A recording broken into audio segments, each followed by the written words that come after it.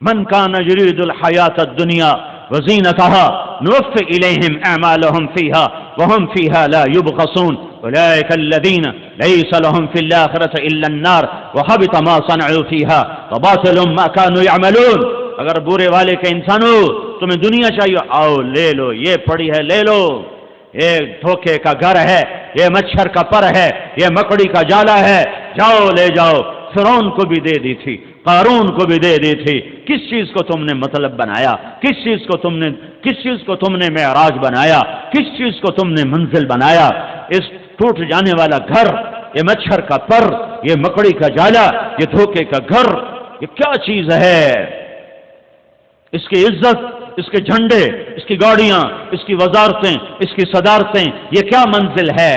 جاؤ قبرستانوں میں دیکھو، بڑے بڑے شاہ سوار ایسے پیوند خاک ہو گئے کہ آج ان کی ہڈیوں کا چورا بھی نہیں ملتا. تبلیغ کوئی جماعت نہیں ہے. ھذا بلاغ للناس. علامہ زرکشی فرماتے ہیں اگر قرآن کا نام رکھا جاتا، قرآن اس کا نام نہیں، قرآن پڑھی جانے والی کتاب، پڑھی جانے والی کتاب. اگر قرآن کا کوئی نام رکھا جاتا تو یہ آیت قرآن کا نام ہے ھذا بلاغ للناس. یہ پیغام ہے لوگوں کو پہنچانے کے لیے، یہ پیغام ہے لوگوں کو پہنچانے کے لیے. اس سارے پیغام کا خلاصہ دو باتیں ہیں جو میرے نبی نے دنیا سے جاتے ہوئے کہیں. ایک اللہ کا حق جس کا نام بندگی ہے، جس کا نام عبادت ہے، جس کا نام نماز ہے، روزہ ہے، حج ہے، زکوٰۃ ہے، تلاوت ہے، تسبیح ہے، تہجد ہے، صدقات ہے، بندگی، عبادت. ھذا بلاغ للناس. یہ ساری دنیا کے انسانوں کو پیغام پہنچانا ہے. کس نے؟ تبلیغی جماعت نے؟ نہیں، کلمہ گو مومن مومنہ ہر مرد عورت نے پہنچانا. نماز صرف میرے ذمہ فرض ہے، روزہ صرف میرے اوپر فرض ہے یا ساری امت پر فرض ہے؟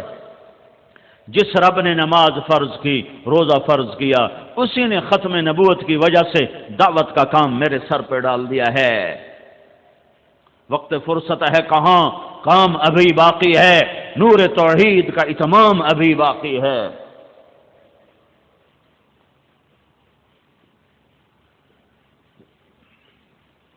اللہ تعالیٰ کی بتائی ہوئی زندگی کے پر چلنے والے ہی سکھ پاتے ہیں، اس کو چھوڑنے والے ہلاک ہو جاتے. مال و دولت، سیم و زر، جام و مینا کچھ نہیں انہیں کام آتا.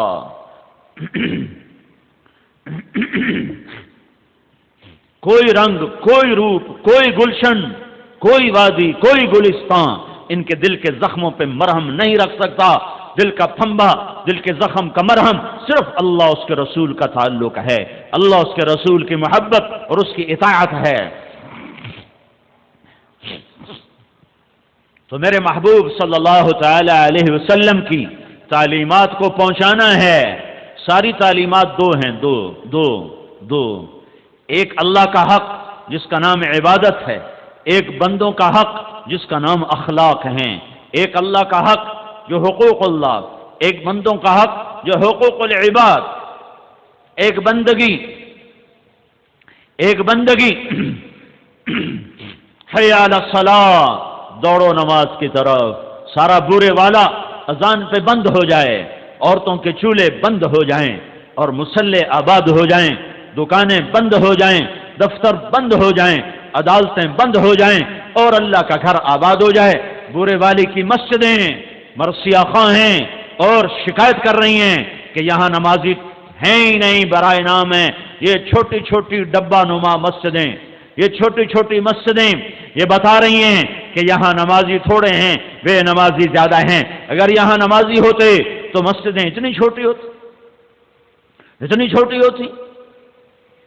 یہ مسجدوں کا حجم بتا رہا ہے کہ غافلوں سے شہر آباد ہے، بیدار دنیا سے رخصت ہو چکے ہیں.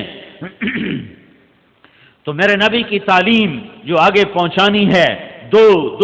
ایک اللہ کا حق، وہ بندگی، وہ نماز، وہ روزہ، وہ حج، وہ زکوٰۃ، یہ جان کا حق عبادت اور مال کا حق زکوٰۃ، اللہ کے نام پہ خرچ کرنا۔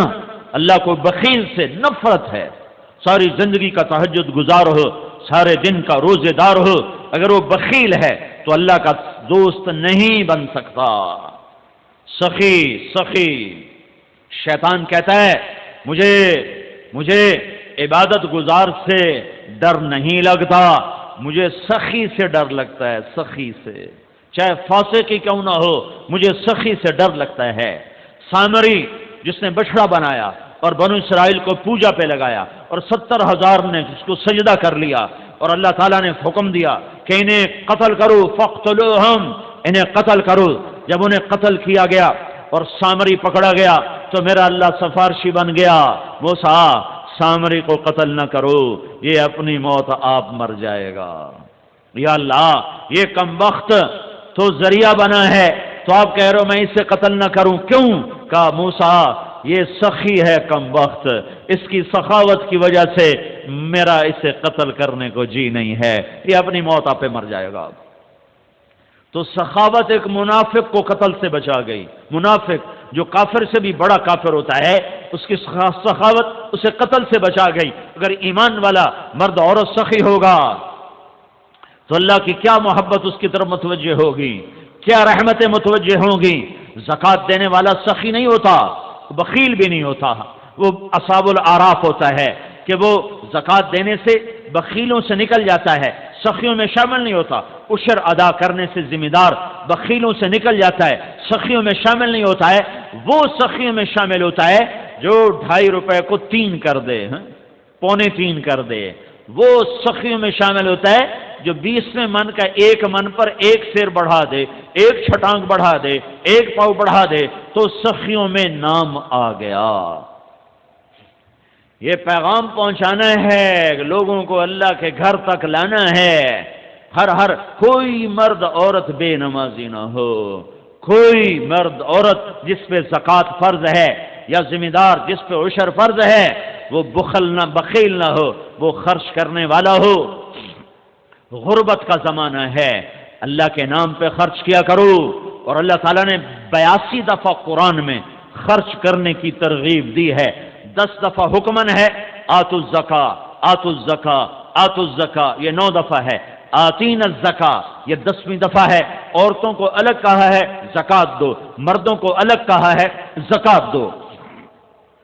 اور 72 دفعہ اس کے علاوہ اللہ نے مال خرچ لگانے کی ترغیب دی ہے کہ غریب بھی خرچ کرے، مالدار بھی خرچ کرے۔ زکوٰۃ فرض ہے تو بھی خرچ کرے، نہیں فرض تو بھی اللہ کے نام پہ خرچ کرے تو اللہ لوٹا کے واپس کرے گا۔ من ذا الذی یقرض اللہ قرضا حسنا، کوئی ہے قرضہ دینے والا اپنے رب کو، کوئی ہے اللہ کو قرضہ دینے والا۔ جب یہ آیت اتری تو ایک صحابی پاس بیٹھے ہیں، یا رسول اللہ ہم سے قرضہ مانگتا ہے، کیوں؟ وہ تو بڑا غنی ہے۔ کہ تمہیں نوازنے کے لیے، تمہیں عطا کرنے کے لیے، اس جہان میں نوازنے کے لیے۔ کہ اچھا تو یا رسول اللہ ہاتھ آگے بڑھائیں، تو آپ نے ہاتھ آگے کیا تو انہیں اپنا ہاتھ تک رکھا، پھر یہ میرا ہاتھ آپ کے ہاتھ پر، میرا ایک باغ ہے جس میں 600 کھجوریں ہیں، میں ابھی اللہ کے نام پہ صدقہ کرتا ہوں اور اللہ کو قرضہ دیتا ہوں۔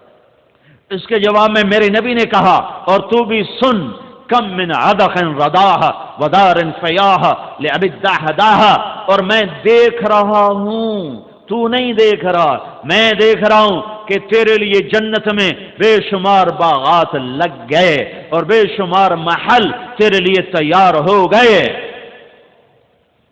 خرچ کرنے کی عادت ڈالو، اللہ کے نام پر ڈھونڈو غریبوں کو، غریب رشتہ داروں کو، ان لوگوں کو جو تنگ دست ہیں اور ہاتھ نہیں پھیلاتے۔ لا یسالون الناس الحافا، یہ میرے اللہ کا حق ہے، یہ میرے اللہ کا حق ہے۔ بندگی، نماز اور روزہ اور حج اور زکوٰۃ اور ایمان، یہ بنیاد ہیں۔ یہ پیغام پہنچانا ہے میں نے، آپ نے، پوری دنیا کے انسانوں نے۔ پوری دنیا کے انسانوں تک، پوری امت عرب و عجم۔ دوسرا حق ہے اللہ کے بندوں کا، اللہ کا بنیاد، اس کے بغیر عمارت نہ کھڑی ہو سکے گی۔ وہ ماتھا قیامت کا دن بڑا بد نصیب ہوگا جو زمین پہ ٹکنے سے محروم رہا۔ وہ ہاتھ قیامت کے دن بڑے بد نصیب ہوں گے جو اللہ کے دربار میں بندھنے کی سعادت سے محروم رہے۔ وہ زبان بڑی بد نصیب ہوگی جو سبحان ربی الاعلی کا نغمہ گانے سے محروم ہو گئی۔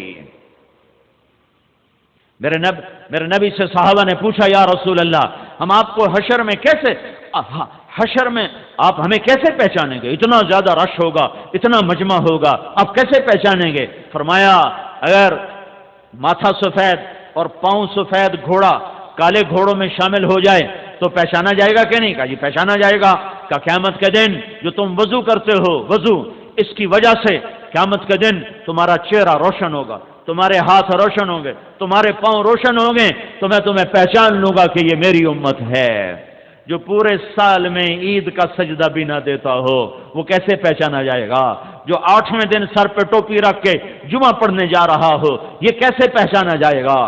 کہ اللہ کی روٹی 8ویں دن کھاتے ہو، اللہ کی ہواؤں سے 8 دن کے بعد نفع اٹھاتے ہو، اللہ کے پانیوں کو 8ویں دن پیتے ہو، اللہ کا دیا ہوا رزق 8ویں دن استعمال کرتے ہو، کہ جمعے کو نمازی بڑھ گئے اور فجر کی نماز میں ایک صف ہو گئی۔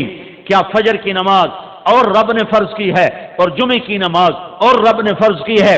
جس رب نے جمعے کے لیے بلایا اسی نے فجر، ظہر، عصر، مغرب، عشاء پہ بلایا۔ وہ دیکھ رہا ہے کون سر جھکا رہا ہے اور کون باغی ہو رہا ہے۔ کوئی چھوٹا عمل نہیں ہے، اس امت کی پہچان ہے۔ جعلت قرۃ عینی فی الصلاۃ، میری آنکھوں کی ٹھنڈک نماز ہے۔ کربلا قائم ہے، اہل بیت کا خون آج پانی کی طرح بہ رہا ہے، سر دھر کٹ رہے ہیں۔